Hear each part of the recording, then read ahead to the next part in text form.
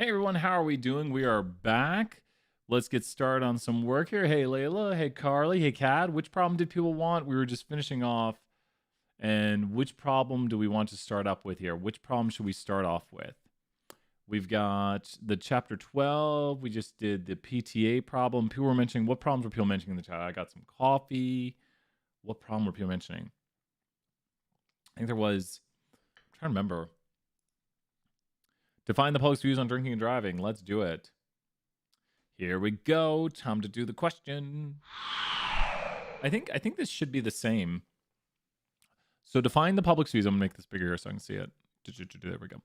Define the public's view, and then we'll Cad. We got Cad's question next. Thank you so much, Cad. So much, Cad. You've been putting that question a lot, which I really appreciate. And then like, we've just done a whole bunch, and then we got it. So we're gonna do Peyton's, then Cad's, then Carly's. Let's do it.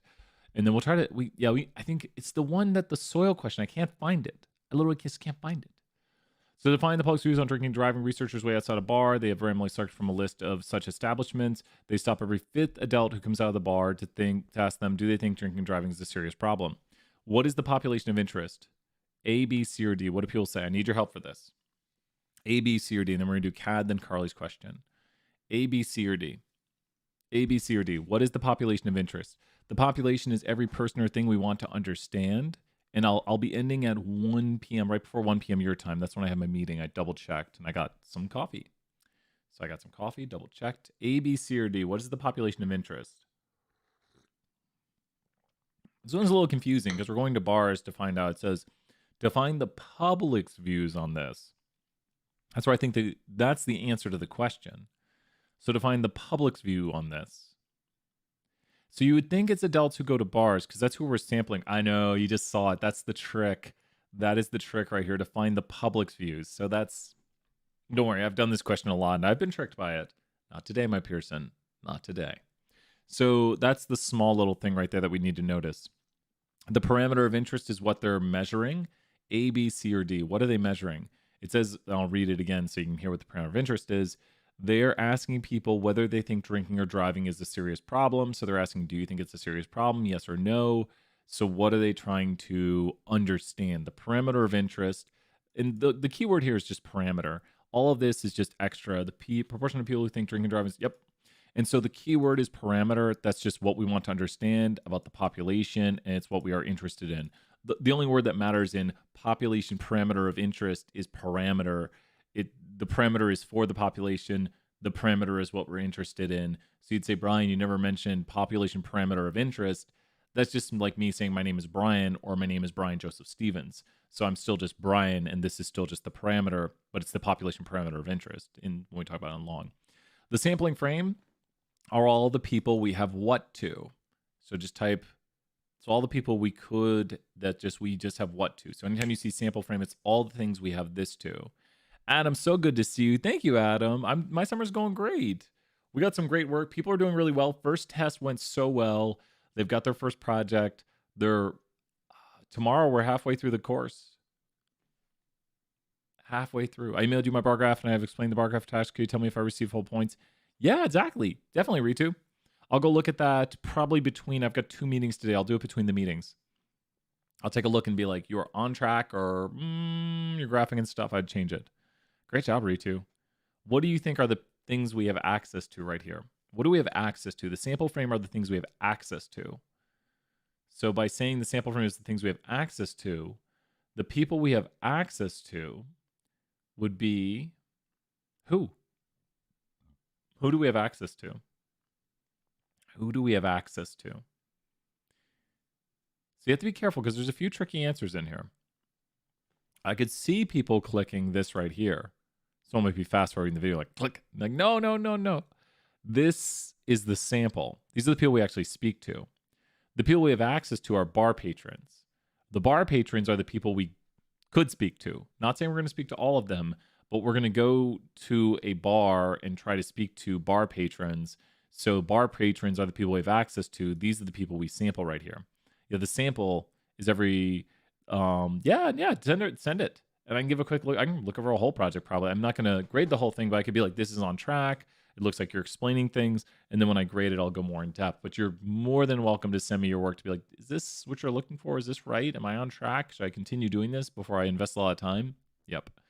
Extra part of the, yeah, here, I'll do that next. Ritu will do that. I'm going to do a few more questions here, Ritu. Then we will do that. You got it. We'll have time. It's going to be like 2-3 questions later. Thank you so much. Thank you, Layla. Thank you, everyone who's working hard on these things. Like, I want your hard work to pay off. I don't want you to feel like I did a bunch of work and time didn't pan out. The sampling method included, it's that they're doing this one's the tough one. It's not systematic. Wait. It is systematic. What am I saying? It is systematic. It's every fifth. Every fifth is systematic. Systematic is when you take every fifth observation, every 10th, every 20th, every 8th observation. It is systematic. I don't know why that one just confused me for half a second. Any potential sources of bias? Ooh, is where things get interesting. Undercoverage bias, since they are interviewing just left a bar. Response bias, non-response bias is possible. Since someone else leaving the bar may not respond to the interview. Response bias is possible. They conducted a survey in such a way as to achieve a desired result. They may be different from the population. I think it's going to be undercover bias because, I think you're talking about C. Yep, C for that one. Yep. Undercoverage bias, since those who are just interviewed just left a bar, their opinions about drinking and driving may be different from their opinions in general. Yep. Boom, another 100. We are on a streak. We're not getting any questions wrong. We got it. And then we have 2 more questions already lined up. Ritu, you're third in line. You got this. I need to put something on here that shows the questions. I might be able to make that where I could show like who has what questions, especially when we have busier office hours during the semester. It really helped to be like, oh, your question is this in line. So I could like update the questions. So I could go right here. I could put like a questions thing. So I could do that right here. I'll do that for next office hours. Maybe I'll make that and try it out and we'll see what people think of it. We have we did Peyton's and now we'll do CAD's. Finding for the following report about a statistical study, identify A through G. Okay. Wait, was that it? Okay. Finding the question right now.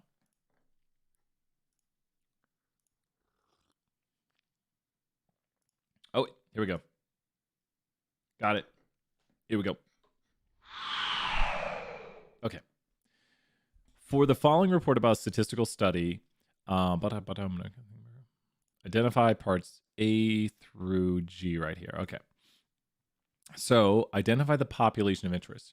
Researchers want to estimate the percentage of people who thought obesity was a serious problem. Researchers waited outside a randomly selected fast food restaurant to question people. They usually find about 18% of customers believe obesity is a serious problem.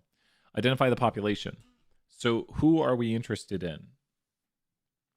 Researchers want to estimate the percentage of people. Researchers want to I think this is the soil problem if we go and do another version of it. Researchers want to estimate the percentage of people who thought obesity was a serious problem. So just look at that first part. Is it A, B, C, or D? What is the population? It's going to be D because they want to understand people. So that last question helped us out because the first part here says they want to understand people. So that's their population of interest. There we go right there. This isn't the same one, CAD. How does yours look? So yours might have slightly different wording on it because there's different versions of this. Yours might have slightly, I'll let CAD, since this is CAD's question, I'll let CAD. The parameter of interest is going to be whether they believe obesity is a serious problem. So do they think obesity is a serious problem? Identify the sampling frame, the waiting outside the fast food restaurant. So it would be be restaurant customers, right? Because it's just going to be people outside the restaurant. Identify the sample. And the sample would be people leaving fast food restaurants. Yep. Identify the sampling method. They're doing a cluster sample at location because they're going to get everybody at that location. Identify who, if anyone, is left out of this. People who do not eat at that fast food restaurant are left out. Identify any potential sources of interest. It is out of it. It lists out what is A, B, and C. It starts out with a magazine interview 10. Okay. A magazine interview 10,049 people. Cool. We will do that one next. Identify any potential sources of bias. Gosh. Response size is possible. No. Undercover bias is possible since those interviewed just left a fast food restaurant. Their opinions in BC may be different. Boom, 100 out of the way right there. Effects of global warming. Let's go find that one right here. Let's go find Cad's question. We kind of speed ran that one here for a moment. You're welcome, Cad. No, it's your question. So I want you to be able to. It lists out. It starts with a magazine interviewed. Okay, let's find out. A magazine interviewed. Some of them change the versions of it. Hopefully I can find it. This one's like one of the weirdest ones because the questions can drastically alter. Let me see. Is it this one, but a different... Okay. A magazine...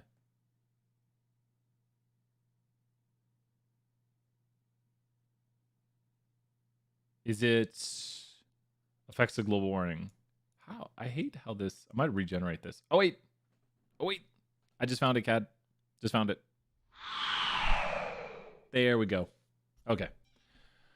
A magazine interviewed 1,022 randomly selected people. The magazine then asked when, if ever, the effects of global warming would begin to happen. 62% of respondents said the effects had already begun.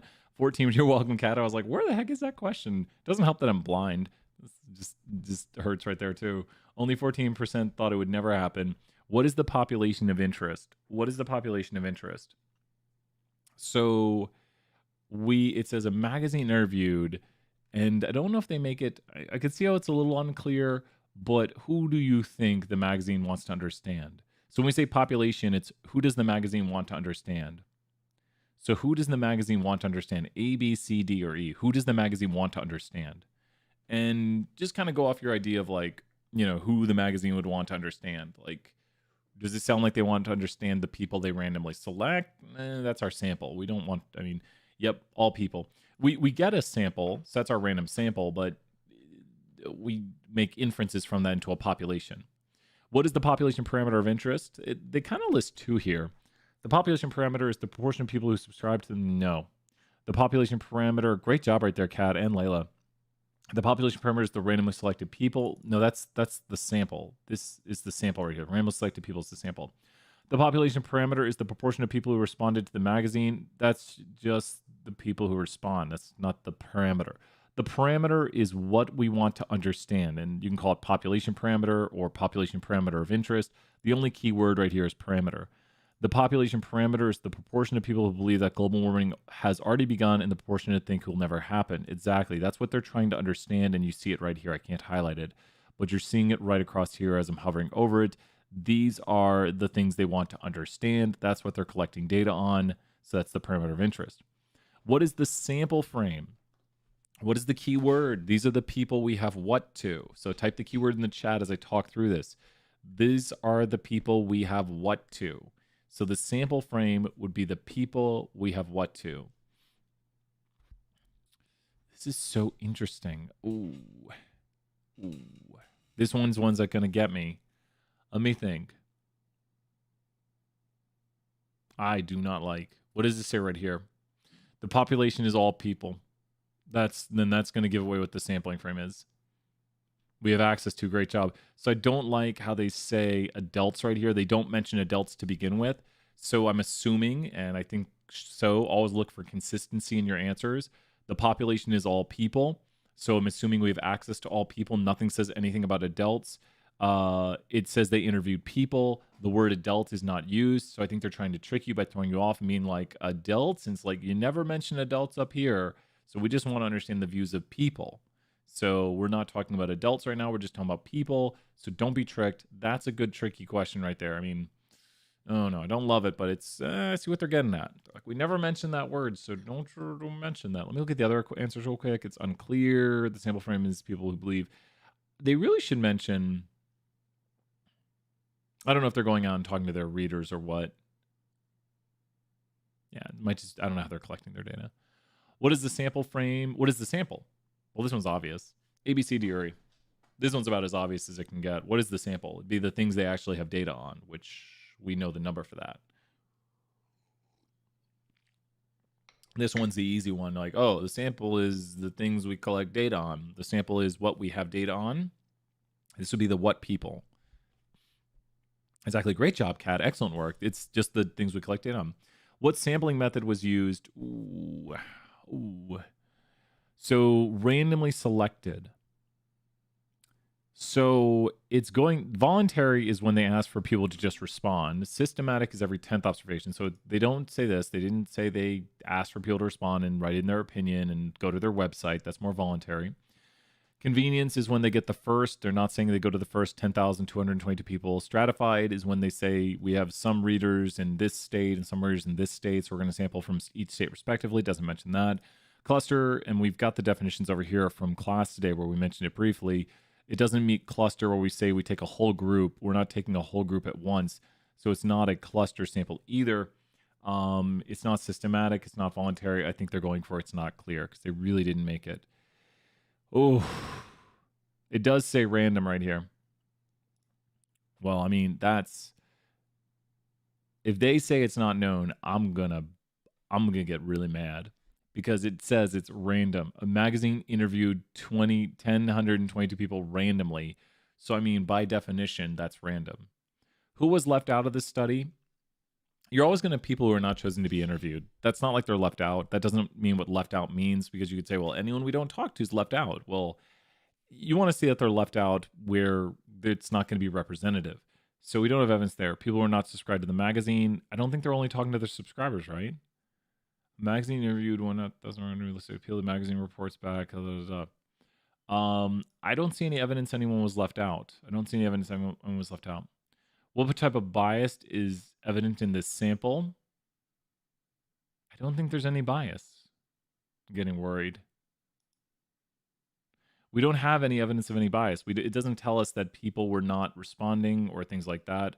What problems can you see with generalizing this? If they went out and randomly sampled a whole bunch of people, people will have strong opinions, but we're talking to random people. Readers in the magazine may be inclined to respond one way or another, but it doesn't say they talk to their readers. The question itself is related to those who respond. No, I think we should be good. Boom.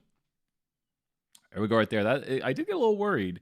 They can try to throw some tricks and curveballs at you, but I don't see any problems with this, because what is the key thing I kept saying why I don't see a problem with this? What is a key thing I kept saying? I kept saying that this sample was taken whatly. What did I keep saying about that sample and how it was taken, where I'm like, well, they did do this. It says they did do this. So as long as they really did do that, they had access to all people. I just kept being like, well, they say it's this. Yeah, they say it's a random sample. So if it really is a random sample, then we didn't leave anyone out. Is there any bias? No, it's a random sample. So we didn't leave anyone out. And it doesn't say that people didn't respond or the questions were worded. This goes to the question wording right here. Under coverage would be we didn't have access to a certain group, and non-response would be certain groups didn't respond to us who might differ in their opinions than others. It gives no indication of non-response bias right here. Like, you could come up with a reason why there'd be non-response bias. You might be like, well, people with this viewpoint might be less likely to respond. It doesn't say that, though. It doesn't give you any information that there is non-response bias. It doesn't give you any information that they didn't have access to a certain group for under coverage. It doesn't give you any indication that the question was worded in such a way like, you can put response bias in either way, where you could say like global warming is a major problem, or global warming has been exaggerated in recent years. You could put response bias in either way for whichever way you want opinions to go on it. You should not do that. That's going to bias the question. It is the soil question. There we go. So let's see. Can we find that soil question? Boom. Guess what, Carly? Thank you, Carly. Did you want to see the soil question? We can go through this right here. We're going to go to Ritu's thing here in a moment. But thank you, Carly. And look at that. Like you said, it's just a different version of this question. So that's why I couldn't find it, because literally when I generate the quiz questions, it'll generate one version, and then it won't show me this one unless I generate different versions. But Carly just saved the day. Let's throw Carly and everyone 50 points. Carly, thank you so much. Do you want to do the soil? I think your question was next, Carly, right? Do you want to do the soil question? We could also probably do the other question you had. Carly had the question earlier. Researchers want to estimate the people who thought pollution was a serious problem. We could do that one. Do you want to do the pollution or the soil question? Pollution or soil? You pick. Soil pollution. Which one should we do? I'm assuming you're saying yes to this one. Here, we'll hop here to space so I can put the cut in the video. I'm assuming you want to do the soil question. Yeah, sorry, and sorry I couldn't. I was like trying to find it, and I was like, "Where the heck is this question?" And we found it. Like you said, it's just a different version of that. Thank you so much, because you're. I was like, "Yeah, I think you're right." They hide these questions on us. So if you're wondering, the reason this is solved right now, I'm gonna have to generate this a few times, is because the quiz I generated doesn't have it. So when you change the question, it literally changes to like a bar question to different things. So now we get the soil question right here. So we have to go through, and we're gonna kind of not look at the answer, but see if we can think up the answer. So everyone help out in the chat. We have, what is the population of interest right here? Well, we want to understand the population is the soil around a former waste dump. So we want to understand this soil. We're going to go there and like examine it and be like, is it contaminated? And that's kind of our thing of interest. So, what is the parameter of interest? This is actually one of the hardest questions. I always hate how this one's worded when I do this one. But what is the parameter of interest? We are trying to basically measure the what. Just think about this. What are they trying to understand about the soil? They're trying to understand what? And this one's, I always got to remember when I do this one, it's tricked me before. But just think about what it says right here. They're checking for evidence of toxic chemicals. That's what they're interested in. So the parameter of interest is the levels of toxic chemicals. I think I've literally selected this one right here. It's got to be toxic chemicals. So you're between the number of samples with toxic chemicals, the levels of toxic chemicals, and the proportion of samples containing high levels of toxic. So it doesn't say anything about high levels. All it says right here, and there's my 30-minute thing for the meeting. It just says they're looking for evidence of toxic chemicals. So I'll put this in my brain for next time I do it, that it says nothing about high levels. It doesn't say high levels. They're just looking for toxic chemicals. So the parameter of interest is the levels of toxic chemicals, because it doesn't say anything about high levels. It just says toxic chemicals. So we're just seeing what the toxic chemicals are. That's what we're interested in understanding. What is the sampling frame? Now, this one's interesting. If you go to a toxic waste dump, there might be areas that are roped off. So it'd be the soil that we have access to. That's the other 30-minute reminder from my meeting. So it was marked correctly, and the times were correct. So it would only be the ones we have access to. Could you imagine that they might have an area roped off and we couldn't get to that? We wouldn't have access to it. And I really love this one. Exactly, the accessible soil. So that kind of makes sense. It's like, wait, the sample frame is what we have access to. So the accessible soil. So this one just jumps out when you know the definition of sample frame is what we have access to. You're like, the soil we have access to. That's the sample frame. What is the sample? Well, we went to 16 locations. So if we go to 16 locations, well, then the 16 locations we went and took samples from are going to be our samples. Let's see. We're just doing great right here. And thank you so much, Layla. You got everyone another 50 points. Thank you so much, Layla, responding and putting the answers in the chat. I just want everyone to know I'm always reading those chat answers. So thank you, Layla, so much answering the questions. What sampling method was used? This one's a little bit tougher. It's always better to see the answers. We're kind of going and doing not really a cluster. It's maybe that we randomly, so it's taken at 16 locations. How are they going to describe that? The sample was not clear. Yeah, like I said, it's not really clear. They don't really make it clear, and it's not really clear if it's random. Yeah, it's not really clear if it's random. I was looking and I was like, I don't have a good way of describing that. That's not really clear. So it's not clear. Great. Yeah, it's like they went to 16 locations. Well, did they take all the soil like within a block? Did they go to random locations? It doesn't use the word random. So since it doesn't use the word random, I don't know. Did we go to the 16 closest locations? I don't know. What was left out of this study? I mean, when it comes down to it, it's unclear because once again, that's why I'm just like, I don't know. When I see that unclear, I'm like, yeah, I don't really know what was left out because you're not telling me how you had access to things or what you were sampling from. What type of bias? Probably some undercoverage bias. None. That one might have tricked me. Okay, good. It would not have tricked me because I would not select undercoverage and non-response. Non-response is going to be if the soil doesn't give us a response. Soil can't really give you a non-response. Response bias is going to be if we somehow word our question, which would cause bias in the response.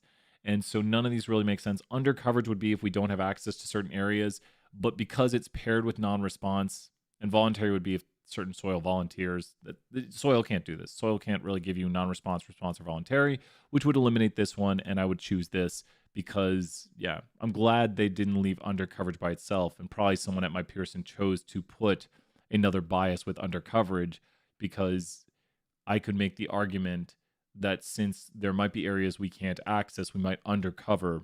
So it'll trigger. Oh, what problems can you see? Well, since we said there's no issues, none. Some soils may be more contaminated than others. That's no big deal. Some perform with 8 months. No, we're just trying to understand this one. Too few samples. No. Sometimes you deal with samples that small. This one's a much trickier one. I wish we had done it. We've gone 100% today. We haven't gotten a single question wrong, and we've done a lot of questions. But does that make more sense, Carly? Did you were able to get 100 on this one? Hopefully. This one's a tricky one. This one was probably one of the toughest ones we did, and I wish we had done it fully. But the unclear ones is what makes it tough. And that's the problem, though, is sometimes there's things that are unclear when you do statistics. You might say, this is unclear. It's good that we have things that are unclear to test you on to be like, is this unclear? Great job, Carly. Let's do your other question, then we'll go to Ritu's question. So your other question was on pollution, right? We're doing like views of people and pollution. We've done a lot of the questions so far. Go away. Is that going to show it's completed now? Good, because we didn't actually complete that. Where is the pollution one?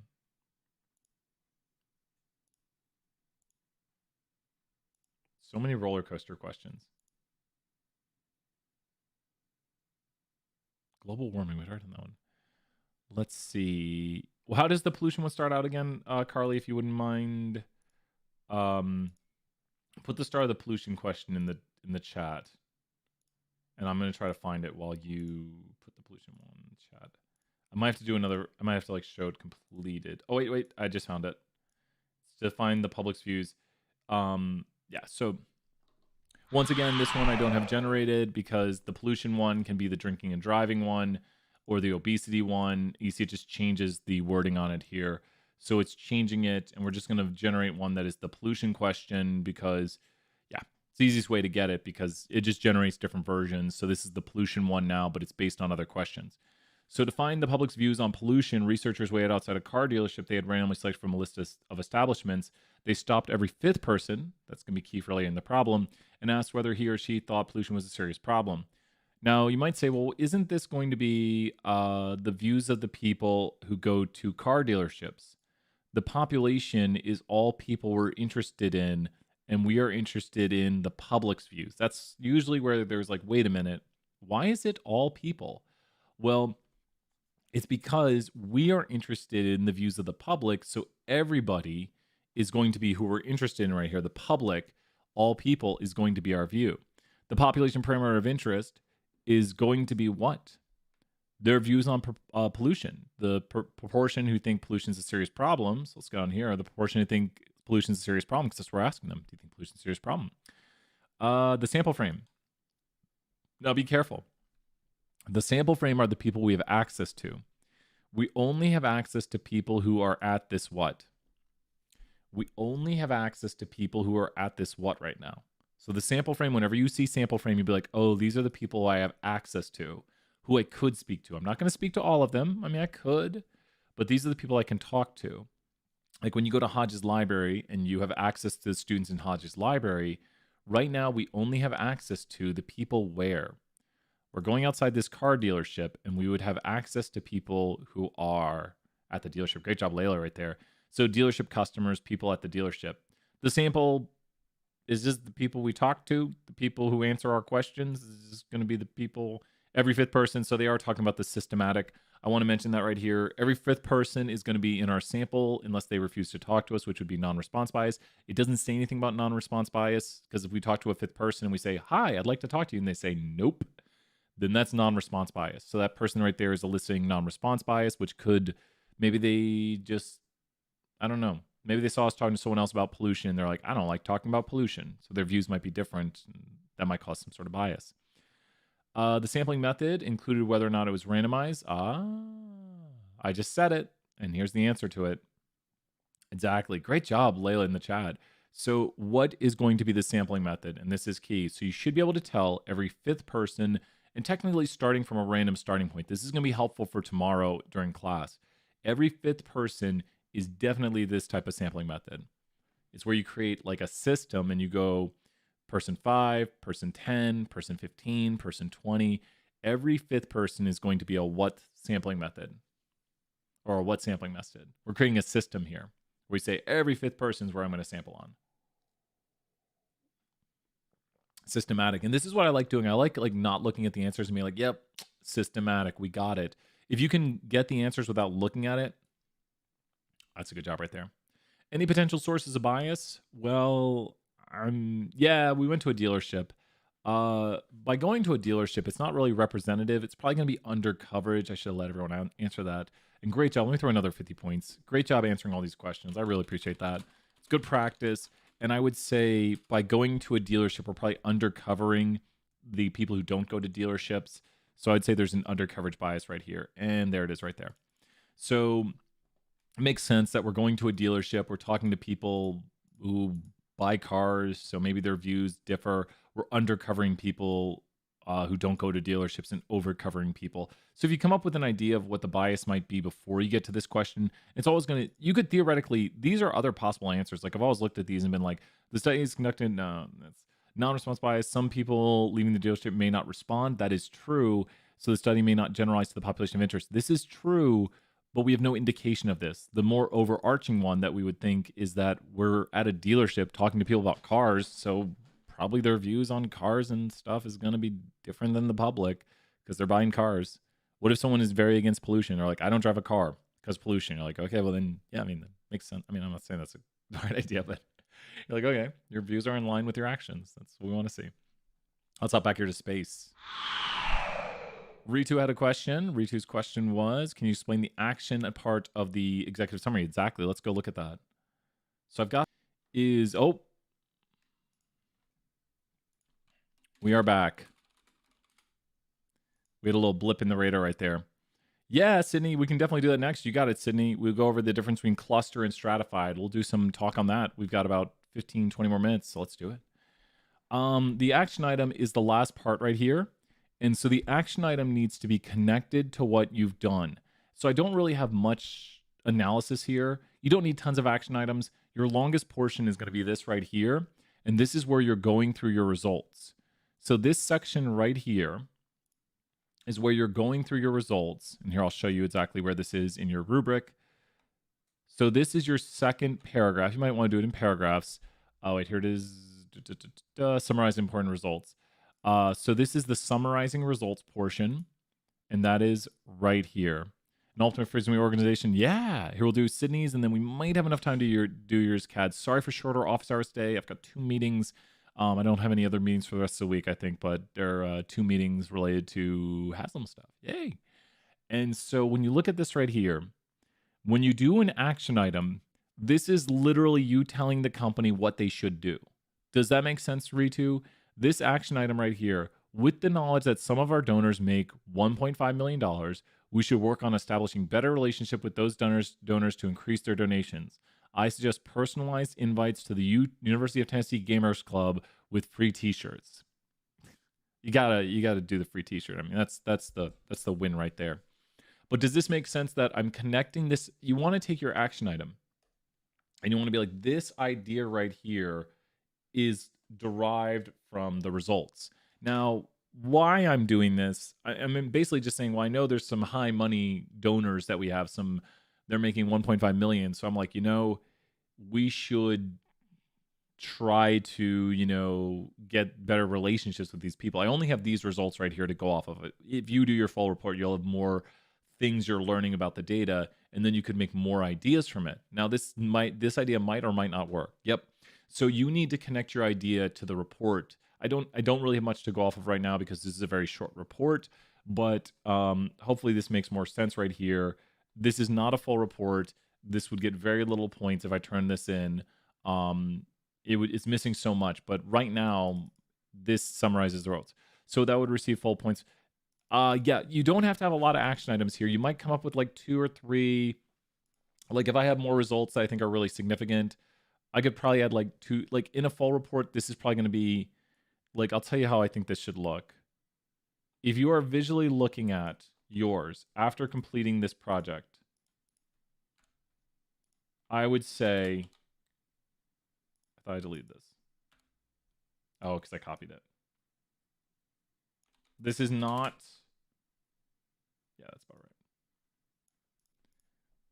After completing this, it won't look like this because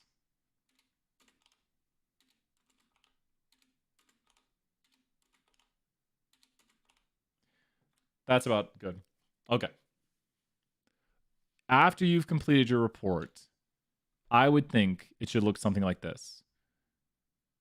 I don't think we'll have enough time, Jessica, but we just did that one at the end of class because I have a meeting here in just a little bit. But check out the end of class today, and we did the and we can do that tomorrow too because we extend the assignment. We did push them back. Great question right there, Carly. We did push the assignments back. I have to end office hours a little bit early today, but we did do that one at the end of class, Jessica. So we're going to do a few more right here. But thank you so much, Jessica. We did that one at the end of class though. So check out today's video. You'll see at the very end I do that one. And so this reto. Now, obviously, I've just copy pasted. Obviously, this just should give you a feel of what your executive summary should look like. Yes, awesome work. Does this make sense, Ritu, when you look at this right here, that you've got kind of your opening? My opening is probably good enough, even for what I've written. Like the opening is good. This is a good summary of results right here. It should go through different results. I've just copy pasted the same result. And then your action items here. So if you look at where your main meat of this is, it's like a sandwich. It's like this is the, just think about the meat of it. Here we go. Here's your buns. So that's the top one. Top one's supposed to be bigger. And then here's your meat. It's like a green burger. It's like one of those veggie burgers. So there's your meat right there. Your meat is really the results. And it's like your top part introduces the reader what's going on. Your middle part says, well, here's everything I found. And then your end of it's like, here's what we should do. So this is, what's going on? What's this report about? This is what did I find out? And here's what we're going to do from it. So that's a quick summary of it. Like, what's this report about? What did I find out? And what are we going to do from this? And this is about, if you look at that, it's a little over half a page. I'd say it's pretty good right there. So that should give you an idea of what the executive summary should look like. And I go over this in other videos too, but I'm definitely happy to go over it now. Let's hop back here. What was the next question we had? Sydney said, can you go over, my hair is just going crazy today. It's just bugging me. Can you go over the cluster, sample versus stratified? Yep, let's do cluster versus stratified. Cluster versus stratified. Okay, let's hop to the main screen. So with the cluster and stratified, cluster sampling is going to have 3 steps. One, also the variables have to be, they will change because you have to use different combinations. You can use whatever combination of variables you want, but you can't make a histogram with like somebody's class level, like freshman, sophomore, junior, senior. You can't make a histogram of that. So you'll have to change variables, and it's just whatever you want. It's whatever you want. Just analyze data, analyze information. That's what we're here to learn how to do.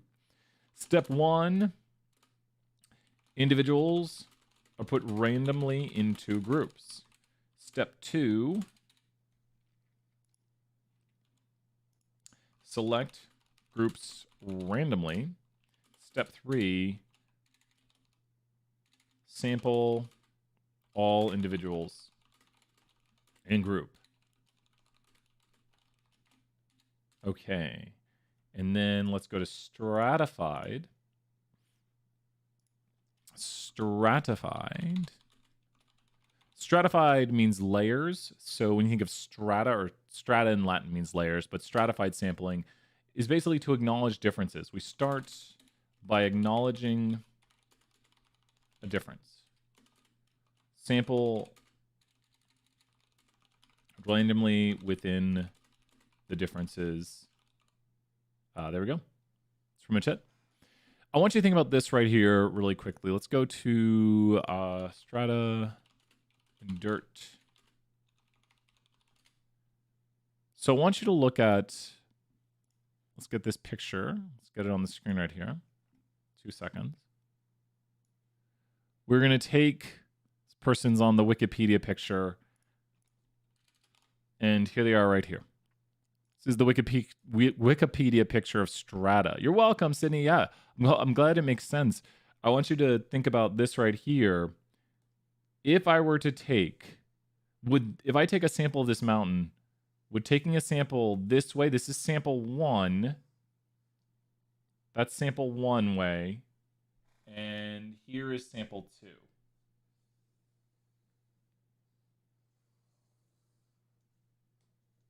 Which of these samples is representative of the mountain? So which of these samples is more representative of the mountain? Sample 1 or sample 2? Like if I take a sample of dirt and I take it via sampling method 1 or sampling method 2. You have to be careful because I'm actually mentioning both sampling methods right here. Which sampling method, and let me actually...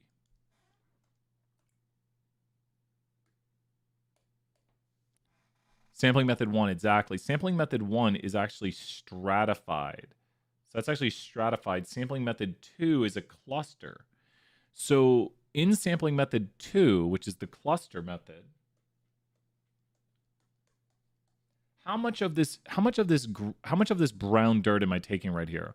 How much of this brown dirt am I taking when I use sampling method 2? I tried to draw it accurately, but Brian attempted a cluster, and he took what of this brown dirt right here, which would not be representative.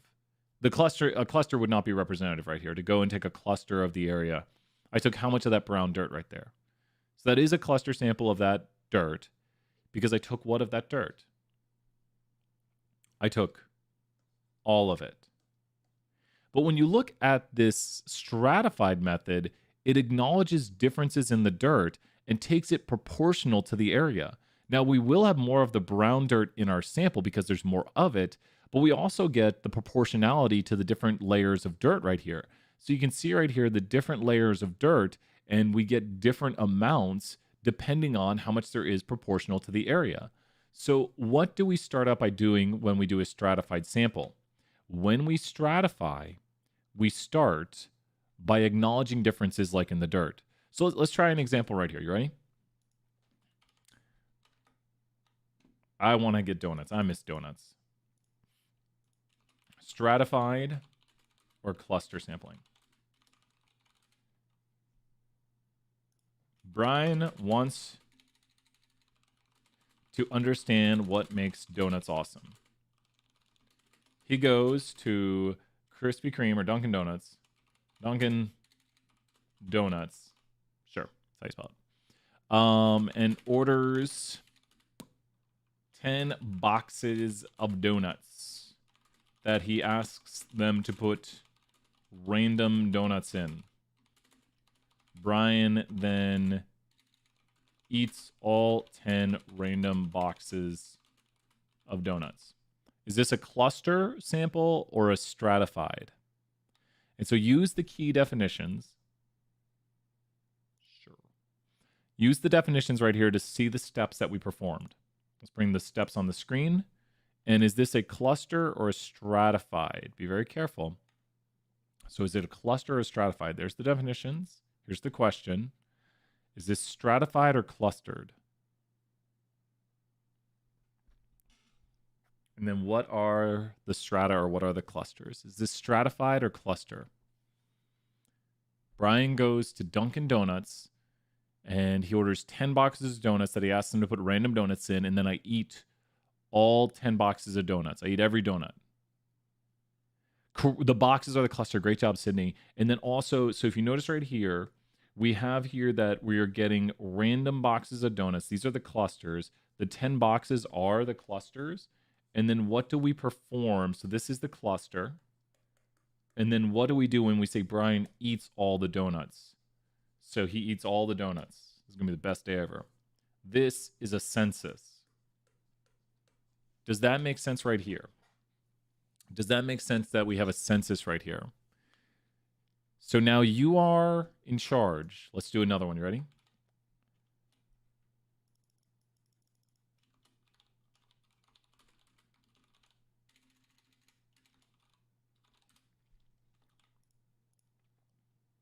So awesome, Sydney.